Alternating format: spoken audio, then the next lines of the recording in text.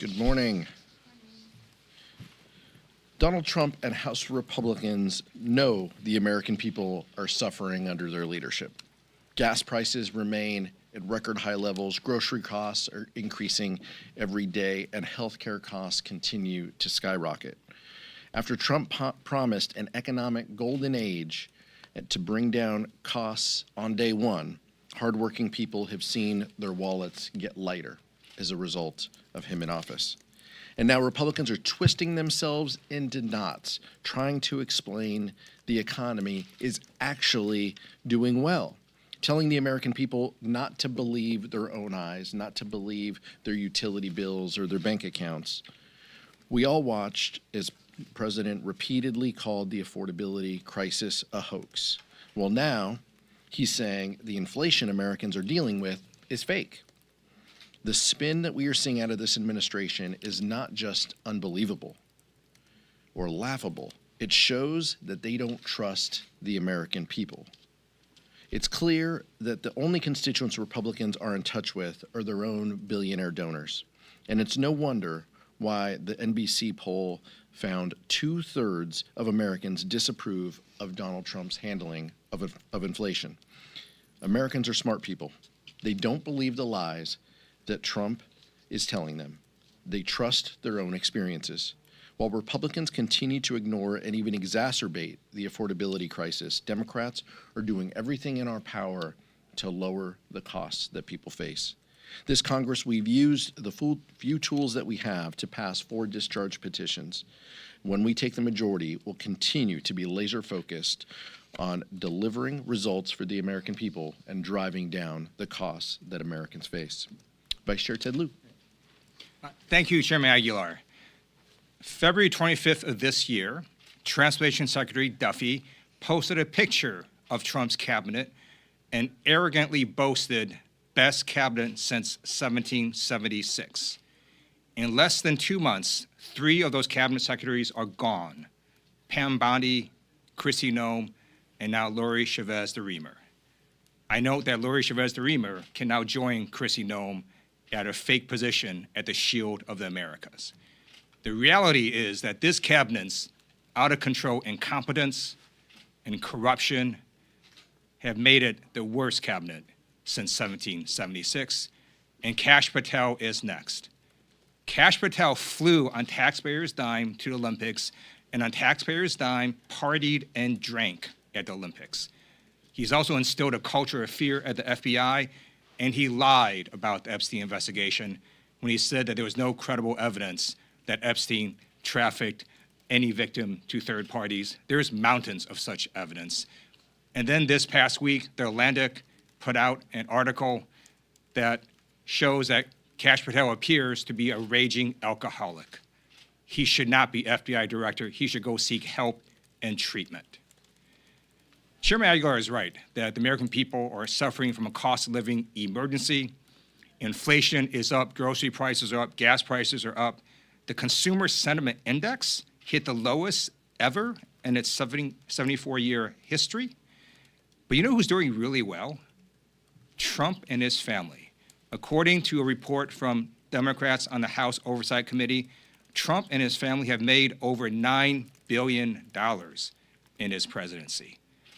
The corruption in this administration is out of control, and we saw again last week that there were suspiciously timed market trades right before Donald Trump made statements relating to the Iran war. And this is not the first time it has happened. Media reports have now analyzed this and said that these trades look awfully suspicious, and the only people who would know what Donald Trump is about to say before he says it are people close to Trump. So I call on the SEC to do an investigation into all these suspiciously timed market trades, and if they do not, I guarantee you a future administration will prosecute these criminals. Questions? Nick? I wanted to ask about DHS. Just 20 minutes or so ago up here, Speaker Johnson was saying that now the Republicans are moving on a reconciliation bill for DHS. Democrats aren't getting anything for withholding their votes on the funding bill. Do you think that's the case? No, we have consistently said that we want reforms for ICE and CBP.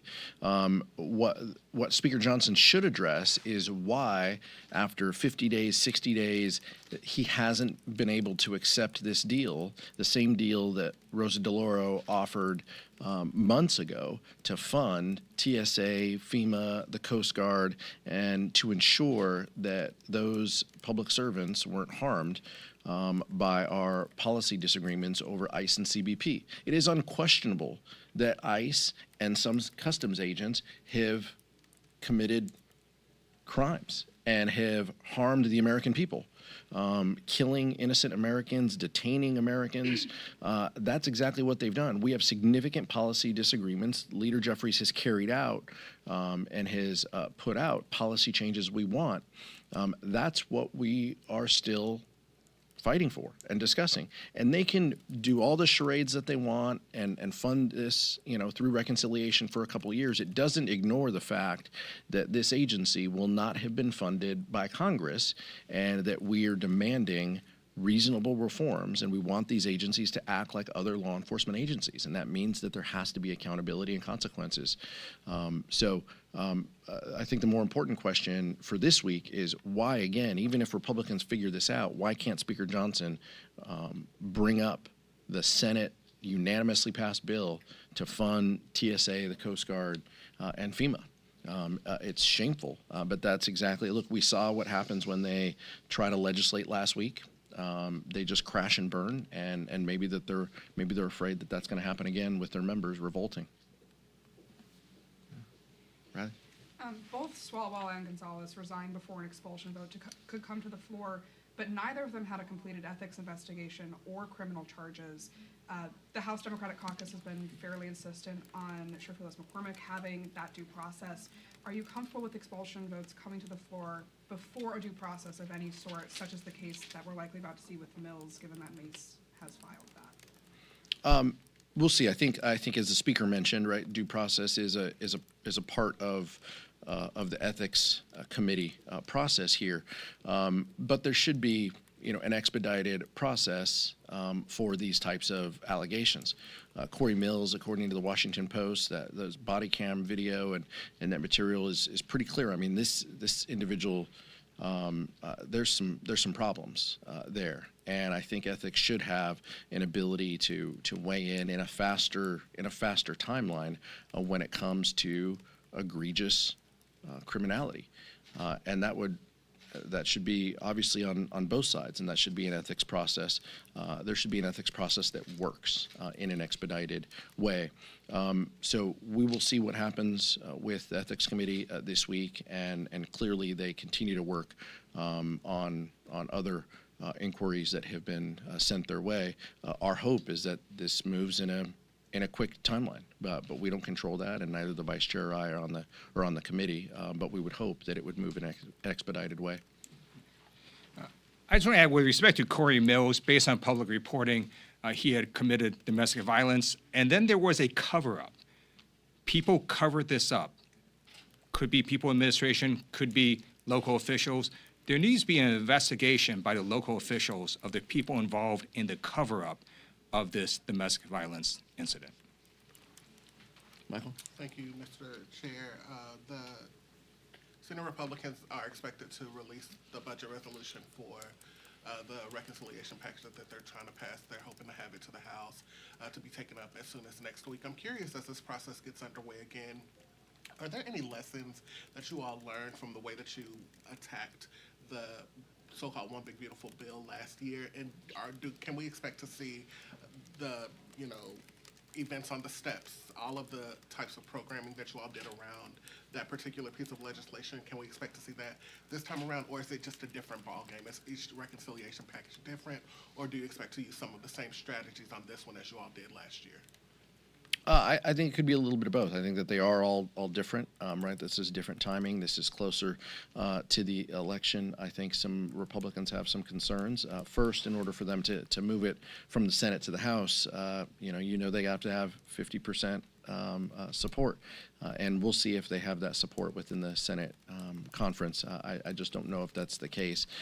I think unlike some of the reconciliation from last year, it was a clear assault, and we said it here. It was a clear attack on healthcare. What Senate and House Republicans did with Donald Trump's blessing in the One Big Ugly Law, the One Big Ugly Bill at the time.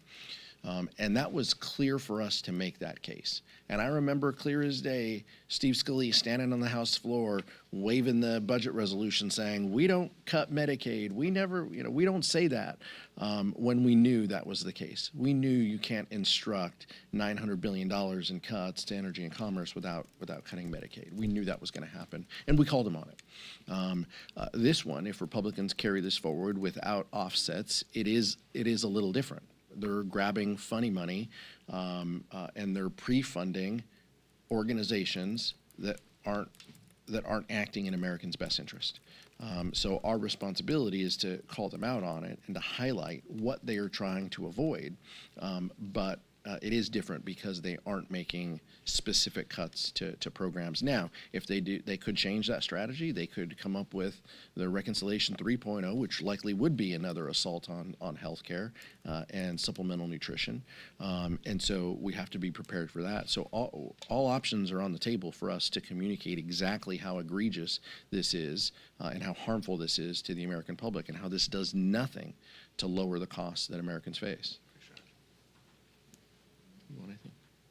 So if the ethics hearing, if the committee recommends expulsion for Chairperson McCormick, do you think she should resign rather than force, Democratic members to take a vote on her expulsion? We'll see. That's a hypothetical on what they on the work product that they can produce. They meet this afternoon. They will make that public at some point today or tomorrow. Is what the public reporting indicates. We will get there. We will cross that bridge when we get there. Serious allegations.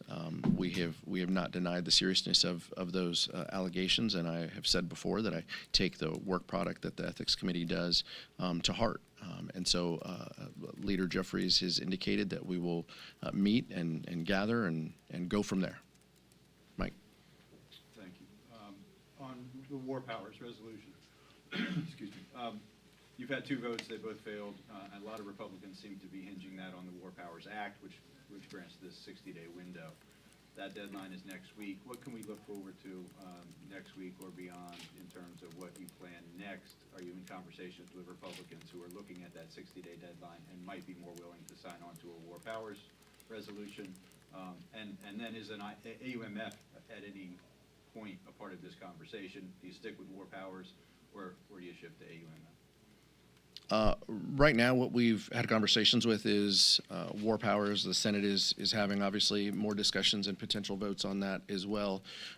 We have had multiple votes on the War Powers Act, and there is the potential to have something, ripe as well in the near future on our side to discharge and discuss. And so we continue to have conversations with our members. You saw more unanimity when it comes to that vote this last week. As we get closer, I've seen public reporting that Republicans talk about, wanting to get out of this and wanting to move to the next phases.